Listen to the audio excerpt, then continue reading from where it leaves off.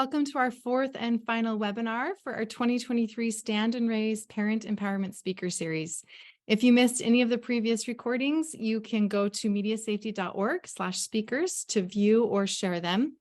So this webinar is hosted by Project Stand, of course, where our mission is to prevent exploitation by empowering youth, parents, and school communities to stand and thrive by using technology in healthy ways. My name is Brittany Homer. Again, I'm the co-founder and executive director of Project Stand, mom of 4 amazing kids, and I'm your host. So again, we invite you to follow us on Facebook and Instagram at projectstand.mediasafety, where you can get the latest on all of any of our resources for parents and schools and youth. And you can also contact us if you are interested in Stand Week, our powerful student-led media safety program for middle schools. It provides parent education and it facilitates important conversations between students and their parents. So we are so happy to provide that for any school anywhere. You can also go to our website, projectstand.org or mediasafety.org, to receive a Media Safety Tip of the Week subscription and subscribe to other updates as well. So the Q&A feature is open for your questions and comments. And at the end, we'll pull questions from there for Ralphie. So you can submit them at any time throughout the presentation. And I just want to thank our sponsors. We have several sponsors, but I want to specifically thank the champion sponsors: Billings Public Schools, St. Vincent Healthcare, Underwriter Automotive, and Simply Local Magazine. And I want to remind you also that this presentation is for adults, but I'm sure your kids could join in on this one as well.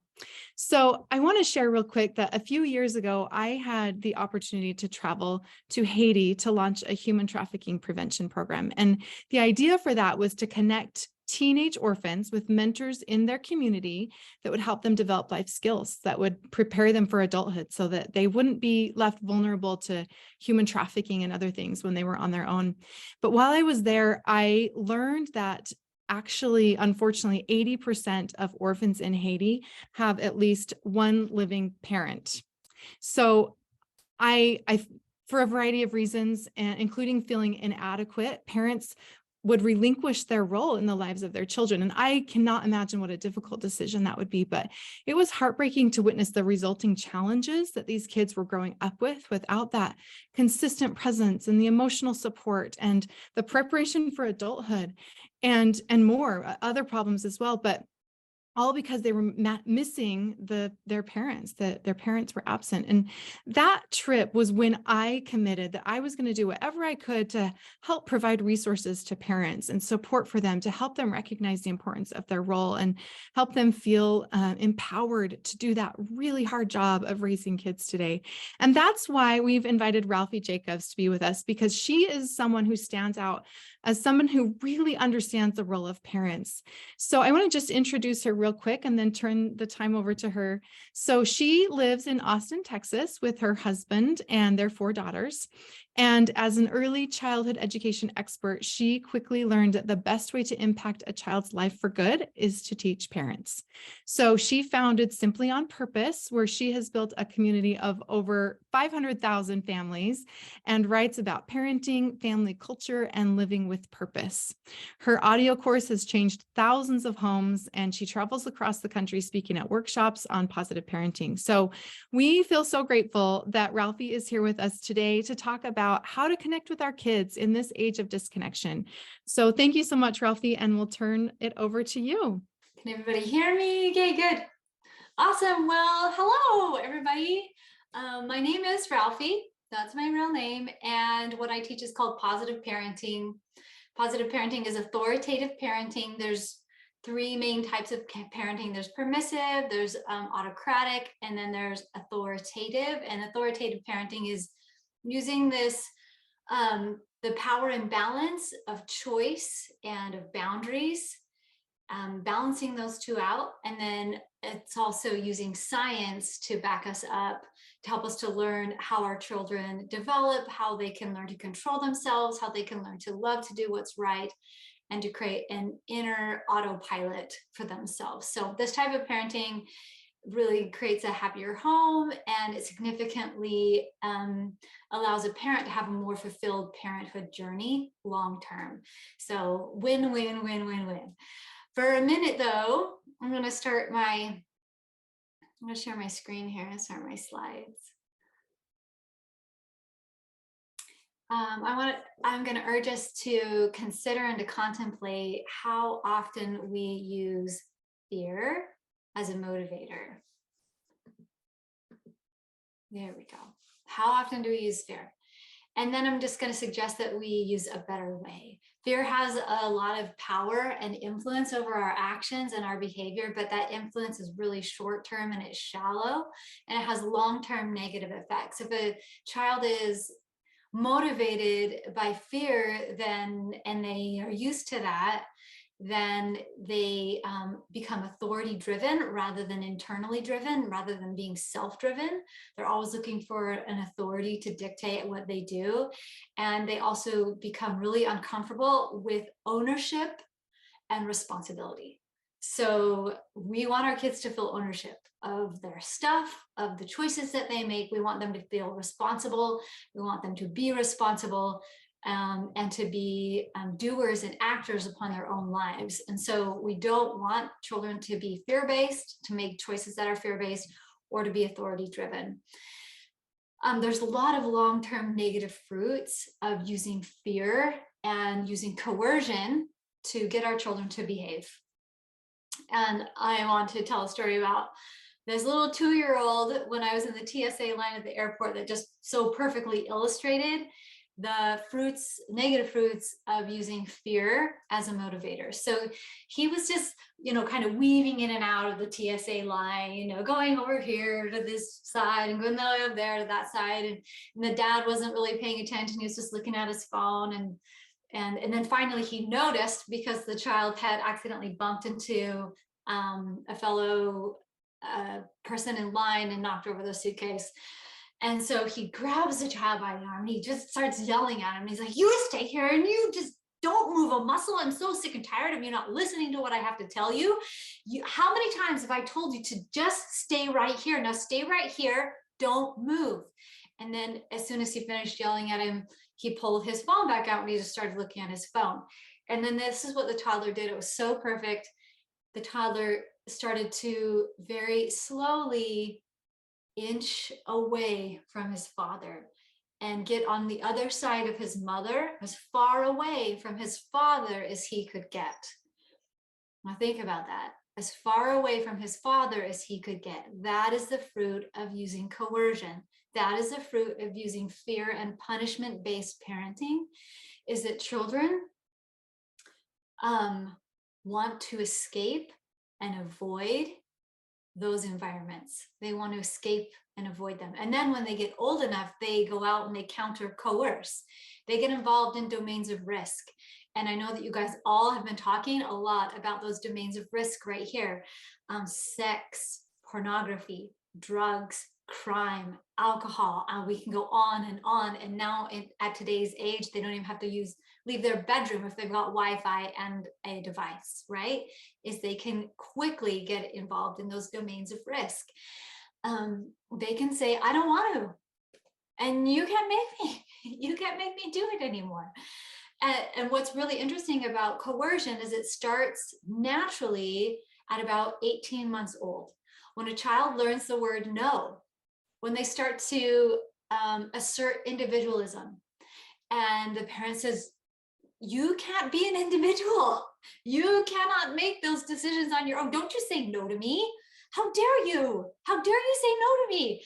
And then coercion continues to build little by little until right at about 14 years old. And the child says, "I don't want to anymore, and you can't make me." And they go out and they counter coerce. And what's really interesting is that there are studies that show that children who are in these weak and conflicted relationships with their parents are so much more likely to do all of the things that we are terrified that they'll do that will hurt them long term, like the drugs, the crime, the pornography, the alcohol. They're so much more likely to do it because they're just in a weak and conflicted relationship, and their home is an environment that they want to escape from. However, those very same studies will show us that the positive relationships within a home produce just the opposite. that children who come from homes where parents are safe and respectful and offer loving guidance are so much more likely to have academic success, have higher self-esteem, have lower risk of depression, and increase their overall happiness. I mean, yes, please, right? And those studies teach us that the risks are far too great to not prioritize our connection with our children. And the benefits of those connections are lifelong. And this is something that I feel like is my life's work to teach parents is, yes, you do want your child to clean up their room. Yes, you do want them to brush their teeth. Yes, you do want them to tell the truth. Yes, you do want them to stop hitting their sibling. But those are like surface desires. Your highest desire, your greatest desire for them is to feel like they are welcomed, like they have belonging, like they are believed, like they are they are loved, that they have someone who they can trust, that so they have someone that is safe. So instead of learning to doing things to our children like this, where we're knocking heads and we're doing things to our children, which is actually easier in the short term, right? If we yell at our kids, we tell them to knock it off, they'll knock it off, and that's doing things to our children.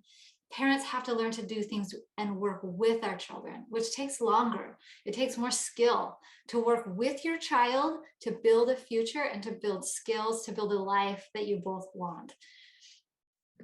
Getting our children to behave out of fear doesn't produce real change. It really doesn't. And it will never teach them to do what is right. It won't. Fred Rogers, he once said, there is a world of difference between insisting on someone doing something and establishing an atmosphere in which the person can grow into wanting to do it. Let that sink in for a little bit. There's a world of difference between insisting that someone do something and creating an atmosphere in which they grow in wanting to do it. So that's our long-term goal, is to have strong, confident, dynamic children who have learned to seek guidance from their parents, who they trust, and they share love and respect for. And because of that, they learn to want to do things that will make their lives happy. So what can we do today? Now, to help nurture that attachment. I always try to keep things super simple because I'm not a complex thinker. I like to have the same answers be for lots of questions. And so I try to keep things really simple and really actionable and doable, but that can also change your home long-term. So we're going to talk about 3 of those things that will change your home long-term. First of all, one guiding principle for building that strong relationship with your children is to be a safe parent. And what does that mean? Long before COVID, long before everybody started saying, be safe, stay safe, I was saying that with Simply on Purpose with my account. And the reason why I was asking and reminding parents to stay safe and be safe is because a safe parent is a parent who children want to be around. A safe parent is a parent who children want to stay around. A safe parent is a parent who is consistent in good times and in bad, who is loved, who is trusted, who is connected to the child because they have invested so much goodness into the relationship with the child. That is a safe parent. A safe parent is a parent who both literally and figuratively has open arms, regardless of what the child is doing. Now, if you think about it, the studies show that a typical home uses about 85% of the energy within it to correct weaknesses. Just focusing on weaknesses. And this is the default of our brain. Our brains are wired to look for things that need to be fixed, look for things that are going wrong. And if we're always doing that, though, if we're always looking for the weaknesses, we're trying to weed them out because we think that for some reason that will make our children happier, they lose steam, they lose footing, they lose self-confidence. Dr. Glenn Latham, who was a pioneer on positive parenting, one day was teaching an auditorium full of teenagers.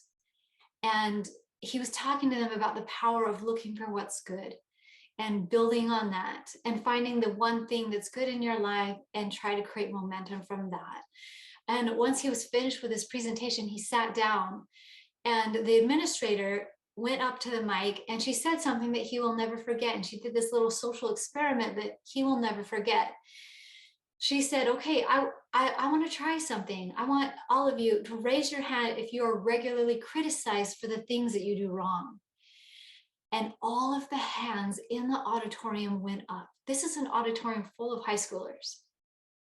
If you are regularly criticized for the things that you do wrong, all of the hands went up. And she's like, okay, put your hands down. Now, put your hands up if you are regularly praised for the things that you do well. And not a single hand went up. Now let's think about that. Is the home that that teenager is going home to a home that is welcoming, that is beckoning for the children to enter it because they belong there and they're safe there? No, we have to learn how to build on our children's strengths and stop focusing on weaknesses. I know a lot of parents complain about this to me. They're like, Ralphie, that's not the real world. The real world isn't like that. A real world will look at weaknesses and tell you all the things that you need to fix, right? Jobs are like that. Teachers are like that. Coaches are like that.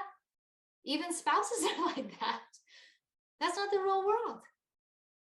What is so special about a home and an environment of parental units building a home is that homes are the only place that is founded upon unconditional love. That's the home's purpose, is to focus as a compassionate teaching playground where the stakes are low and there's a firm foundation of truth self being created because it's safe for them. It's safe for them to be created within the walls of that home.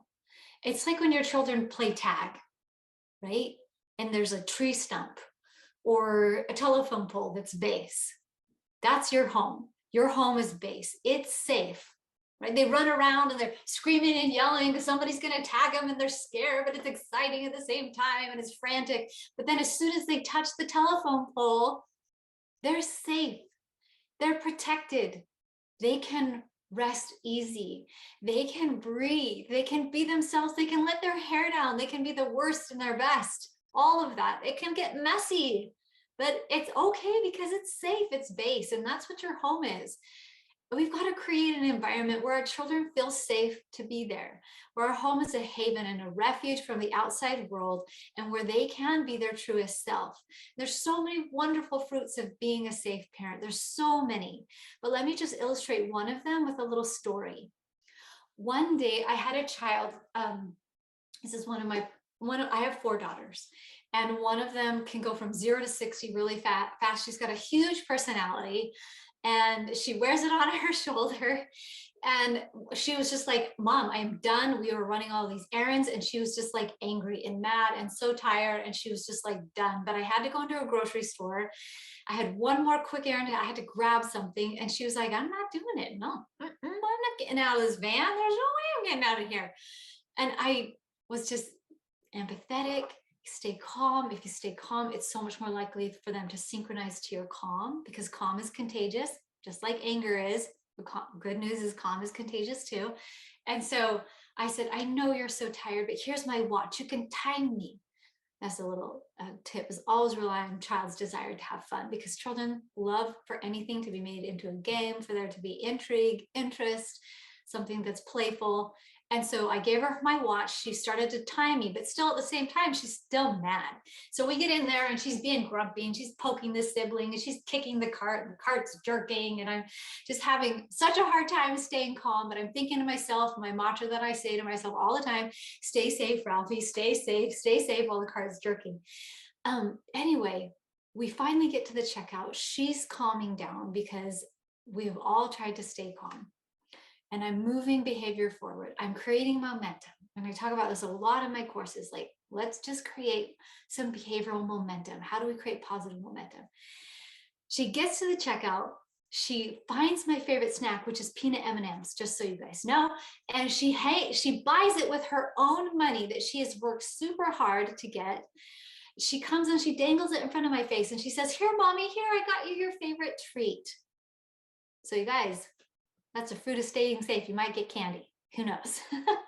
That candy was just a representation of an apology that she had given to me. And children do this.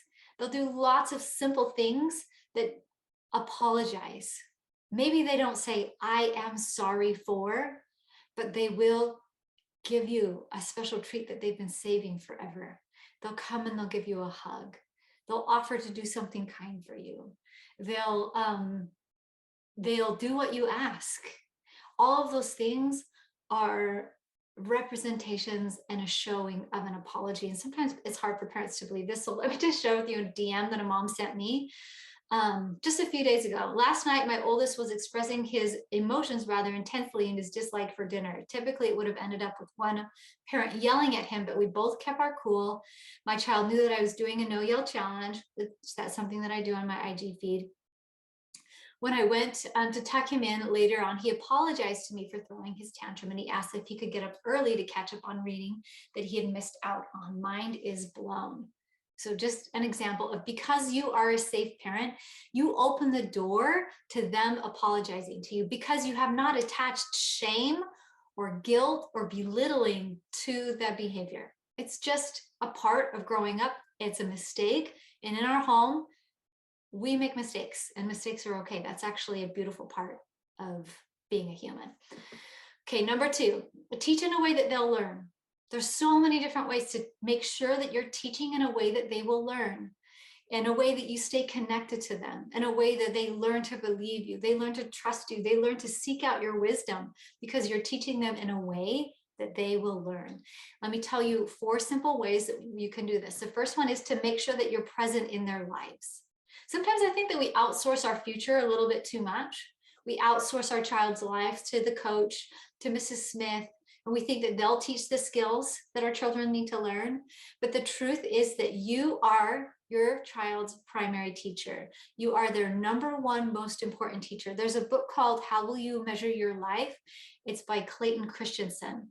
And he writes a story about a woman who's maybe a chapter ahead of him in life. And she has these incredible kids that have graduated from incredible schools. They're just doing immensely well. And so he goes to her and he's like, "What's your secret? Tell me your secret about how I can help my children to succeed in life." And she says, "The only thing that I have learned that has been a significant lesson for me consistently with my parenting is this: your children will learn when they're ready to learn, not when you are ready to teach them." I'll say that again because it's really important. Your children will learn when they're ready to learn, not when you are ready to teach them. She said that one time she was at a reunion with her grown-up kids, and they were all talking about, "Hey, yeah, do you guys remember this time when we had this like family meeting and everybody was joking around, but then mom like really said something that was really meaningful, and I totally remember it. Do you remember?" And they were like, "Yeah, I remember when you said that, mom. That was so awesome, and it changed my life." And she's like, "I have no memory of this at all." So it was an eye-opener to her.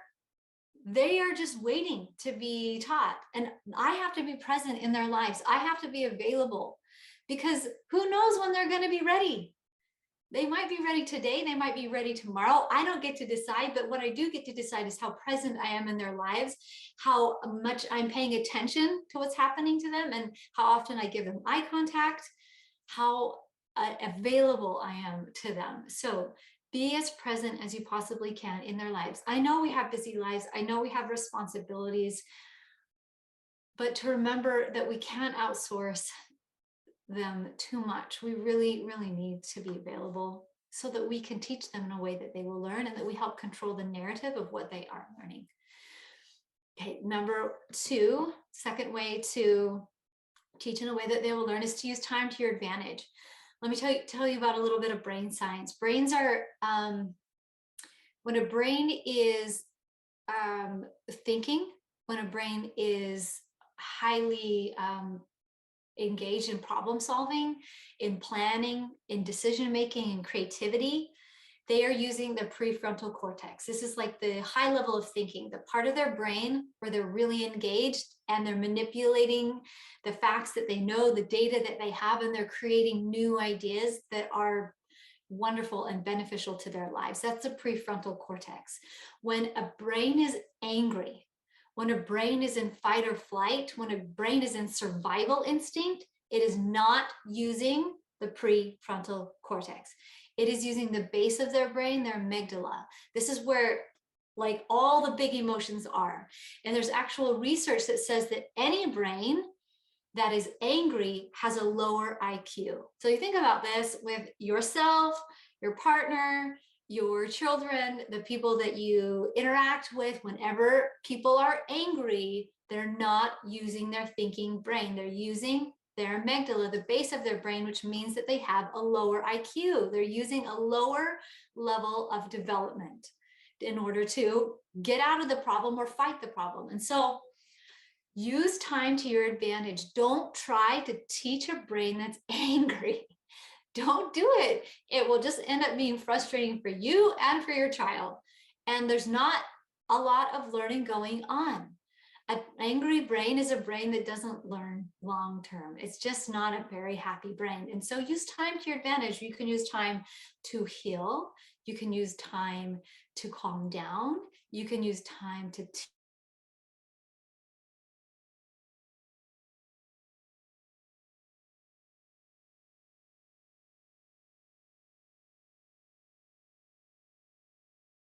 use time. Time is yours. It's a special gift that parents are given. Make sure that you use it. Pull it out of your pocket and use it often. Next is to start with something that's positive. Brains are changeable. They're moldable intentionally by experience. So when I go up to a child and I say something immediately that's negative, like, why clean up your room? Right? And I start yelling, immediately their brain is going to dip down into the amygdala, the fight or flight.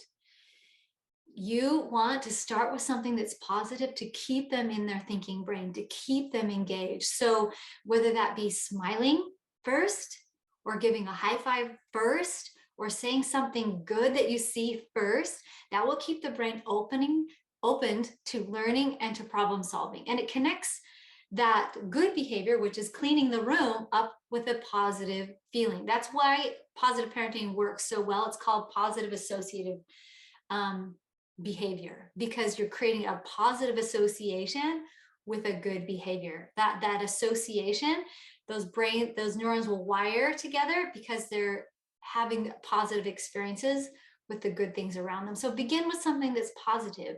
It connects that behavior with a positive feeling. And that is how our children learn to control themselves, because they're learning to love, to do the right thing. They're learning that it feels good to do the right thing. So begin with something that's positive, end with something that's positive. It will keep the brain open to learning. And the last one is to collaborate and engage your child's brain. Parents way too often will tell their kids things they already know. They'll get into a monologue, they'll get into lecturing and moralizing, doing a sermon. You guys all know this. It sounds really familiar, right? Brains develop the way that they're used, and brains like to think. So don't tell your children things that they already know. Get them to tell you. Get them to open their brain up and get their great brain growing, and ask them questions so that they understand that the answers are within them. That's called self-instruction, when they learn to teach themselves. It's a higher level of learning. So ask questions. Ask lots of questions to get their brain going. All right, the third principle for building a strong relationship with your children is to have lots of positive interactions with them. Of course, that makes sense because I teach positive parenting. I'm going to talk about looking for what's good. But what I think is so poignant about this simple truth is that when I ask parents, when do you pay attention to your children? Usually they say it's when their child is bugging them. It's when they're misbehaving. It's when they're driving you crazy. In fact, we're 5 to 6 times more likely to pay attention to our children when they're misbehaving than when they're behaving well. We're so much more likely to interact in negative situations than we are to interact in positive situations. Now think about what kind of a relationship you're creating when you're constantly interacting in negative situations and engaging in negative, but you're ignoring your child when they're behaving well. There is so much research around this, my friends, so much research. This is from the International Encyclopedia of Education, and it says this: research has shown that most effective way to reduce problem behavior in children, that's why we all want to do right, we want to reduce the problems, is to strengthen desirable behavior through positive reinforcement rather than rather than trying to weaken undesirable behavior through negative processes. So basically what this is saying is that it is scientifically proven that if I can just look for what my children are doing well already, because they're already doing things that are good already, and I build on it and I cultivate it, then the research says that 80% of the misbehaviors that I don't like will just disappear. And why? Because parents who get better at looking for what's good allow both themselves and their children to be redefined. They offer up the possibility of a new self. I am no longer the one who points out all of your flaws and highlights your weaknesses. I am the one who speaks to the best in you. And you are strong enough to work on your weaknesses because you have strengths. You are an incredible kid. And that is how we use our positivity to discipline. And I hear it all the time. I hear the word magic all the time. Like, Ralphie, it's magic. It's magic. There's my favorite analogy that I use to teach this concept is to water the flowers, not the weeds. What a parent will do is they'll stand on the edge of a field full of beautiful flowers, beautiful, vibrant flowers, poppies, daisies, whatever your favorite. Imagine them, colorful, blowing in the wind. What parents will do is they'll ignore all of those flowers and they'll look through that field and they'll find one weed and they'll go up with a watering can and they'll water the weed because they don't like it. They go and pay attention to it, right? What I want parents to learn how to do is to stand on a field full of weeds, to do completely the opposite. Stand on a field full of weeds, full of noxious, thorn-covered weeds, and desperately find one flower. One flower is just barely hanging on. It's strangled and withered and tired, but it's hanging on. And you go up with your watering can and you water it, give it nutrients and nurture it, give it strength. And there will become more flowers. It's proactive. It's proactive. It saves you so much time. It fills your child's bucket up in only the way that you can. It's lasting. It builds connection when you water flowers. So to end, if you can just simply do these three things: be a safe parent, teach your child in a way that they will learn, and look for what's good, the happiness in your home will greatly increase. And you'll find a lot more joy in it, a lot more fulfillment in your parenting, because you're empowered now to do the greatest difference. And you're walking a path that's full of gratitude because you're looking for the good. You're looking for what's good in your life that's already there. So in your homes today, look for what they're doing right. Look for the good in your children and send them the message that those wonderful things that they are doing will not go unnoticed. That's it.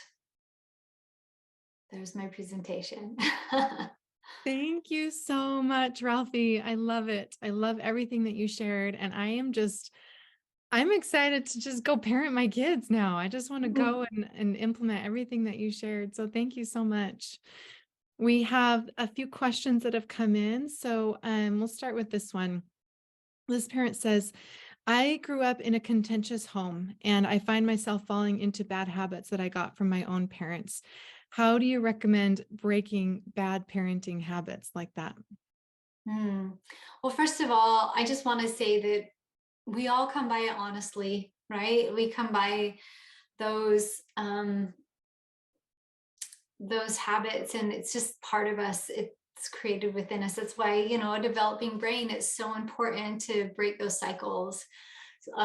There's incredible research around that 60% of abused children abuse their children because it's just the parent-child model is so strong, and that our brains just grow that way. So there is a lot of work in retraining a brain. There really is. I mean, if you think about when you begin a new trail with, there's like grass, and we're walking in nature and the grass is really tall, and we start walking that path. The more that we walk that path, the more it's trodden down and the more it's shaped.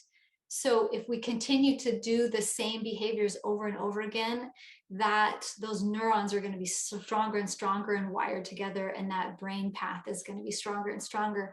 So yeah, creating new neural pathways in the brain really do take work, but I promise you that the effort is well worth it. One of the tricks that I like to teach parents is to what they call a stopping ritual. So use time to just give you enough space to think and to stop the habitual behavior. So whether that be yelling or demeaning or guilt or using punishment, to think. So, and there's lots of different ways to do that. The first way to create enough space to have a stopping ritual is to move your body. So you can stand up. So just physically move your body, stand up, sit down, kneel down, put your hand over your heart, take a deep breath, close your eyes. I have lots of ideas on my Instagram feed about how to do this. You can jump, you can shake your hands out if you want, you can sing, you can lay down on the ground, you can stick your feet up against a wall. There's so many different ways to just move your body long enough to just stop the pattern. And then once the pattern is stopped, then you can think, what do I intentionally want to do? There's other ways to do it as well. You can do like mantras, which I was saying in my presentation. That's also a stopping ritual, is to say, be a safe parent. There's other ones like, this isn't an emergency. So just like, okay, retrain. This is not an emergency, and I can think clearly. I also like the one, I have a choice. You do. You literally get to have it. You are not the victim in your home. You can have a clear decision about what you make every time. And sometimes I think, well, it's just a habit, or it's how I was raised, or I'm just doing what my parents did, and I turned out semi-fine, right? You have a great and beautiful responsibility to clean up the stream so that it's cleaner for your children downstream. Doesn't mean that it has to be perfect. Of course, we can't do that. That's really, really difficult to be a perfect parent. And I will actually say that your imperfections are part of perfect parenting, because our children learn from our growth. If we weren't growing, if we weren't like stumbling along and, now I need to apologize. Now I need to say I'm sorry. Now I need to fix it. Now I need to change my ways. Now I need to be better. And we show them that lifelong progression, then it's going to be really difficult for them to go out of the gate and feel like they have to do things perfectly. So just try those. Move your body. That's one of them. It's super helpful. And then also using a mantra like stay safe. It's not an emergency.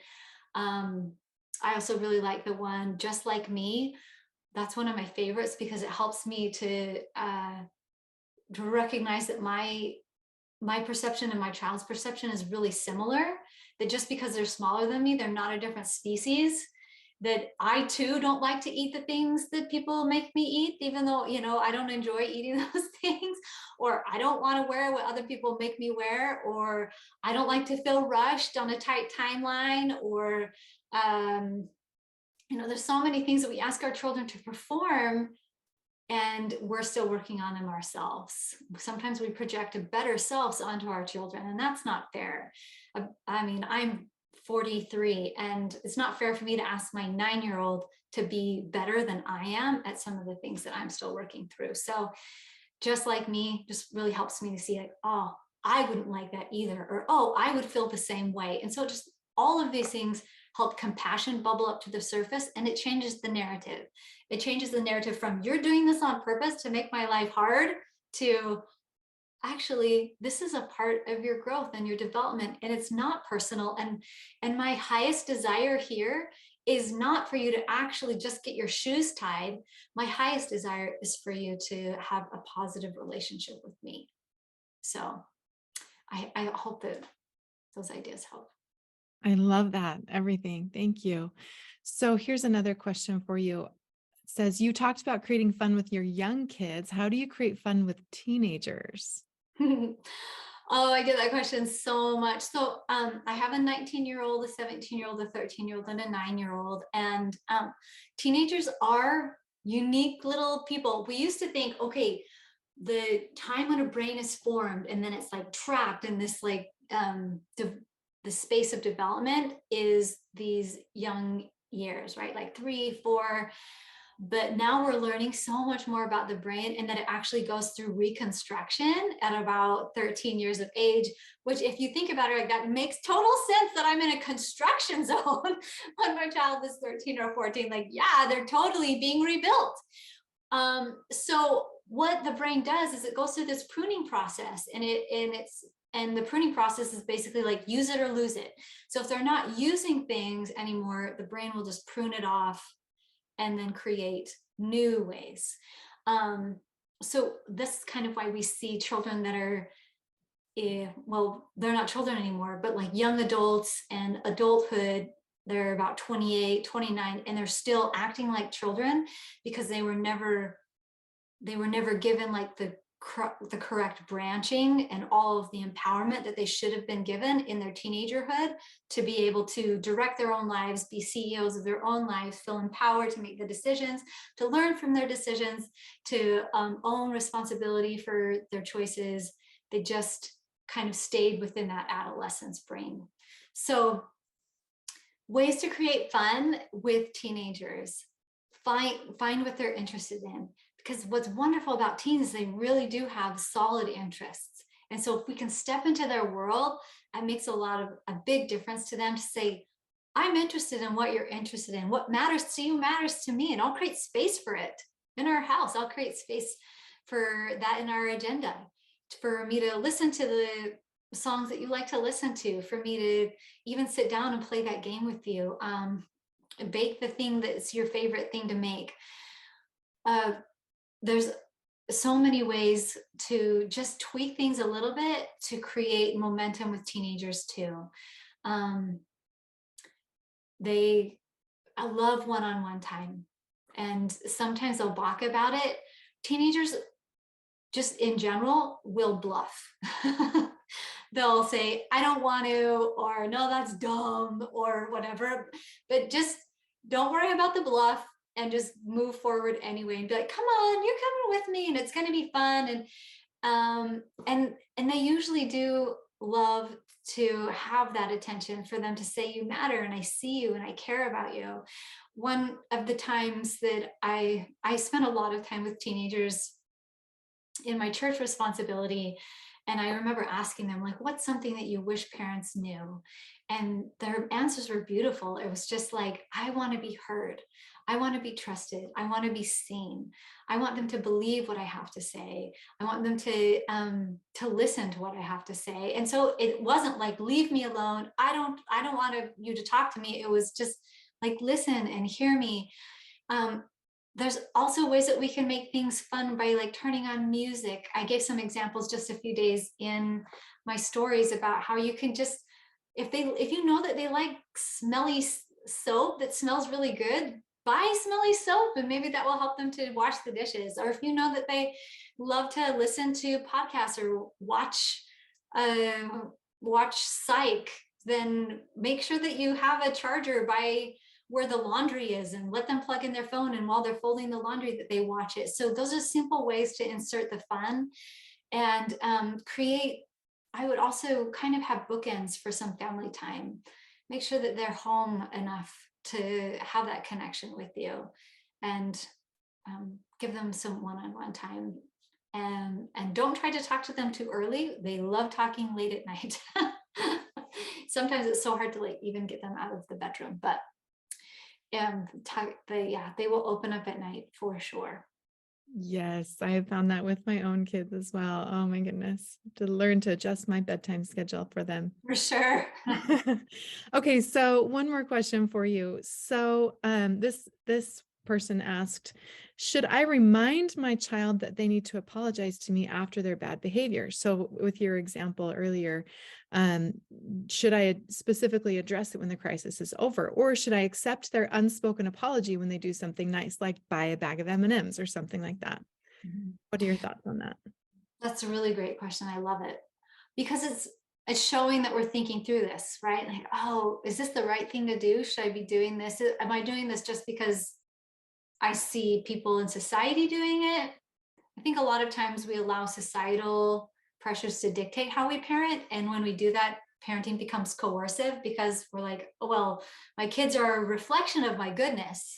So I have to make sure that they're good.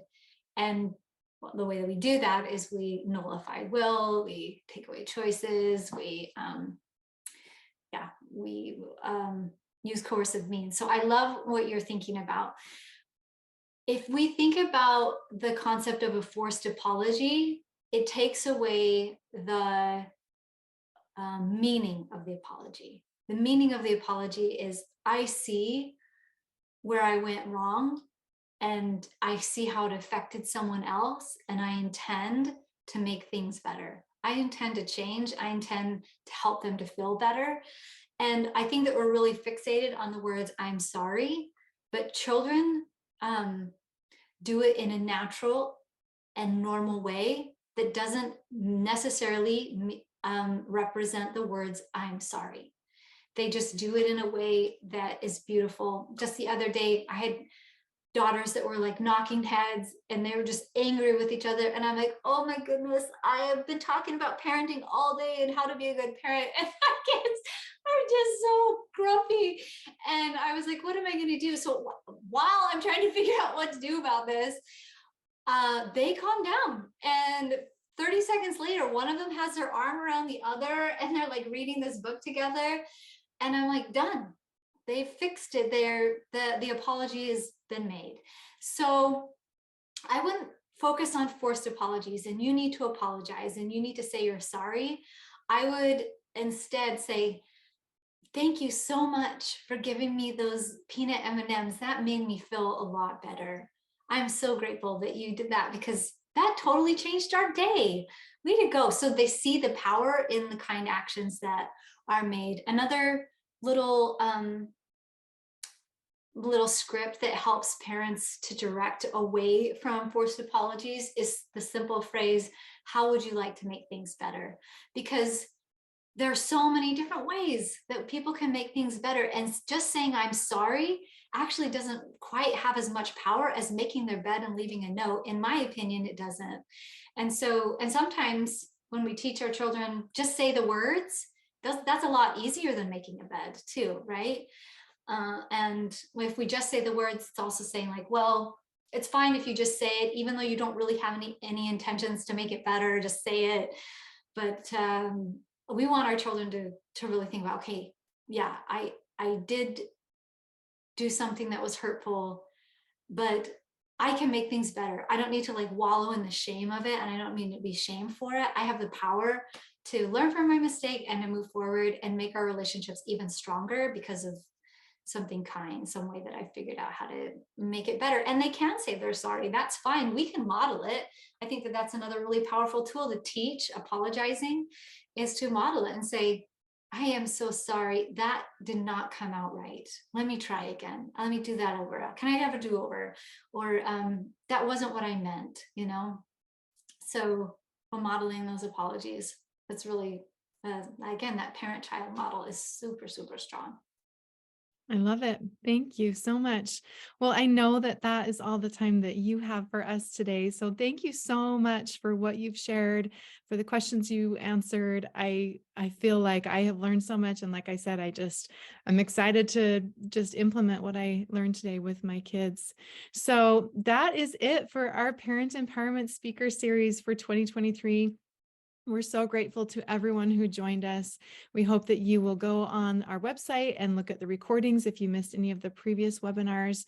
And this one, we will email you when this one's available within the next few days, and you can watch it again or share it. And again, those are available at mediasafety.org/speakers. And I also want to thank the entire team at Project Stand for their hard work for months on end, making this speaker series a success. So thank you, everyone, and happy parenting. Our sincerest thanks to each of you for tuning in, not only to strengthen your homes and your families, but to support an entire generation of youth growing up in our digital world. Please scan the QR code or click the link below to give feedback about any of the webinars in our series.